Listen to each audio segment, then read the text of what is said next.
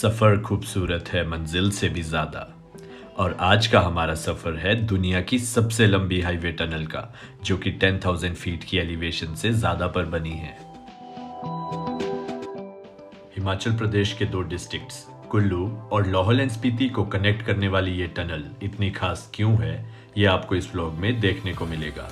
तो इस वीडियो को पूरा देखने से पहले इस चैनल को सब्सक्राइब ज़रूर करें। जिस दिन का Kullu Manali and specially Lahaul and Spiti के लोगों को कई सालों से इंतजार था, वो पूरा हुआ 3 अक्टूबर 2020 को, जब हमारे प्राइम मिनिस्टर ने अटल रोहतांग टनल की इनॉग्रेशन की। क्या आप ऐसी लाइफ इमेजिन कर सकते हैं जिसमें साल के 6 महीने आपका दुनिया की किसी भी और जगह से कोई कांटेक्ट ना रहे, ना ही आपको कोई फ्रेश वेजिटेबल खाने को मिले, और सर्दियों में आपको बिना कनेक्टिविटी के बिलो फ्रीजिंग टेम्परेचर्स में रहना पड़े। शायद आप ये चीज पूरी तरह से इमेजिन भी न कर पाए कि इन कंडीशंस में रहना कैसा होता है, बट लाहौल में रहने वाले लोग हर साल ये चीज एक्सपीरियंस भी करते थे और इसी में रहते भी थे। बट अब रोहतांग टनल बनने के बाद ये सब कुछ बदल जाएगा। अब आने वाली सर्दियां वैसी सर्दियां नहीं रहेंगी, क्योंकि रोहतांग टनल के थ्रू लाहौल अब 12 महीने और 24 घंटे रोड्स के थ्रू कनेक्टेड रहेगा। और दूसरा बेनिफिट रोहतांग टनल का ये होगा कि हमारे देश के ब्रेव सोल्जर्स जो कि बॉर्डर रीजन्स पर अपनी सर्विस देते हैं, उन्हें लद्दाख और बाकी बॉर्डर रीजन्स पर पहुंचने के लिए अब 4 से 5 घंटे कम सफर करना पड़ेगा, और हमारे बॉर्डर रोड्स वेदर प्रूफ हो जाएंगे, और सर्दियों में जब बर्फ पड़ती है तो भी ये रोड्स एक्सेसिबल रहेंगे। अटल रोहतांग टनल का साउथ पोर्टल मनाली वाली साइड पे है और नॉर्थ पोर्टल लाहौल वाली साइड पे है, और अभी आप अपने सामने अटल रोहतांग टनल का साउथ पोर्टल देख रहे हैं।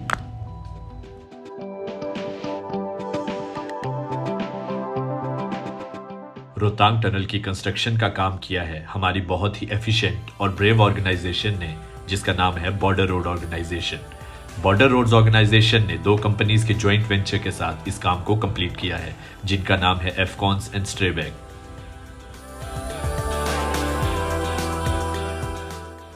जब आप first time Rohtang tunnel enter करेंगे और इस इंजीनियरिंग के मास्टरपीस को देखेंगे तो एक मोमेंट के लिए अब बात कर लें रोहतांग टनल के कुछ फैक्ट्स एंड फिगर्स की, तो 9.02 किलोमीटर लंबी ये टनल हॉर्सशू शेप में कंस्ट्रक्ट की गई है, और इसका काम शुरू हुआ था 28 जून 2010 में। और 10 साल कंटिन्यूअस काम होने के बाद और बहुत सारे चैलेंजेस को पार करने के बाद 2020 में ये टनल बनकर तैयार हुई। इस टनल में एक सेमी ट्रांसवर्स वेंटिलेशन सिस्टम भी लगा हुआ है, जो कि टनल के अंदर की हवा को हमेशा फ्रेश बनाए रखेगा, और किसी इमरजेंसी सिचुएशन के लिए इस टनल के नीचे एक और रेस्क्यू टनल भी बनाई गई है, और फायर एक्सटिंग्विशिंग का भी पूरा इंतजाम इस टनल में रखा गया है। अटल रोहतांग टनल के कंस्ट्रक्शन की टोटल कॉस्ट आई है 3,200 crore Indian rupees.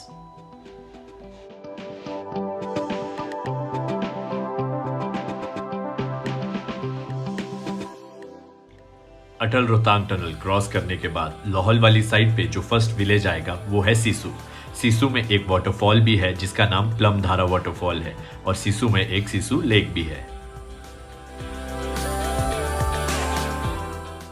Rohtang tunnel बनने से पहले लाहौल और उससे आगे जाने के लिए एक ही रास्ता था, और वो था रोहतांग पास के थ्रू जाना। और अब क्योंकि रोहतांग टनल बनने के बाद एक नया रास्ता मिल गया है, तो शायद कम लोग रोहतांग पास जाएं, बट रोहतांग पास की ब्यूटी को हम कभी नहीं भुला सकते। और पर्सनली मुझे जब भी रोहतांग पास जाने का मौका मिलेगा तो मैं उसे कभी स्किप नहीं करूंगा। तो ये इस वीडियो का एंड है। अगर आपको ये वीडियो अच्छी लगी है तो इस वीडियो को लाइक जरूर करें और इस चैनल को सब्सक्राइब भी जरूर करें। यानी रोहतांग सुरंग। ये सुरंग लेह मनाली हाईवे पर हिमालय की पूर्वी पीर पंजाल रेंज में रोहतांग पास के नीचे 8.8 किलोमीटर की 2 लेन वाली लंबी हाईवे सुरंग है। अभी तक रोहतांग दर्रा साल में केवल 4 महीने सड़क यातायात के लिए खुला करता था, मगर ये सुरंग सर्दी के दौरान भी हाईवे को खोले रखेगी। यानी लद्दाख से अब देश की कनेक्टिविटी 12 महीने रहेगी। बर्फ से ढके रोहतांग पास से यह लगभग 6000 फीट नीचे है। इसकी चौड़ाई 10 मीटर है और इसके चालू होने से मनाली और लेह की दूरी 46 किलोमीटर कम हो जाएगी। इस सुरंग के साथ 2.25 मीटर ऊंची और 3.6 मीटर चौड़ी एक आपातकालीन सुरंग भी बनाई गई है। इस पूरी परियोजना पर 4000 करोड़ खर्च हो रहे हैं। अब जरा मोदी स्टाइल में इस परियोजना को देखते हैं, यानी इसकी टाइमलाइन। इस परियोजना की घोषणा जून 2000 में की गई थी। मई 2003 में पूर्व प्रधानमंत्री अटल बिहारी वाजपेयी जी ने इसकी आधारशिला रखी। 2004 में अटल जी की सरकार चली गई और फिर देखिए कैसे लटकती और भटकती रही ये योजना। मई 2007 में जाकर ऑस्ट्रेलिया की company SME international private limited को इसका अनुबंध दिया गया और 2 साल से भी ज्यादा वक्त के बाद सितंबर 2009 में सुरक्षा कैबिनेट कमेटी ने इसे मंजूरी दी। क्रेडिट लेने के लिए जनवरी 2010 में फिर से इसकी आधारशिला रखी गई। इसी साल जून के महीने में इसकी ड्रिलिंग शुरू हुई और इसके बाद काम रेंगता रहा। फिर मई 2014 में नरेंद्र मोदी प्रधानमंत्री बने और इस परियोजना के काम में अचानक तेजी आ गई।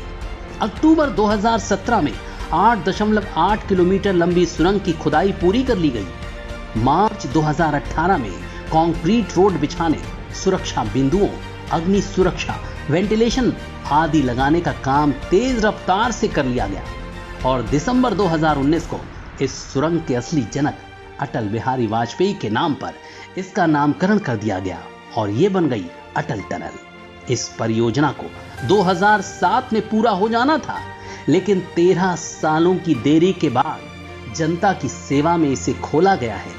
मोदी सरकार क्रेडिट की पॉलिटिक्स नहीं करती, इसीलिए उद्घाटन की औपचारिकता अब पूरी की जाएगी। पीएम मोदी ने ऐसी ही तमाम अटकी और लटकी योजनाओं को खुद पूरा करके इंफ्रास्ट्रक्चर डेवलप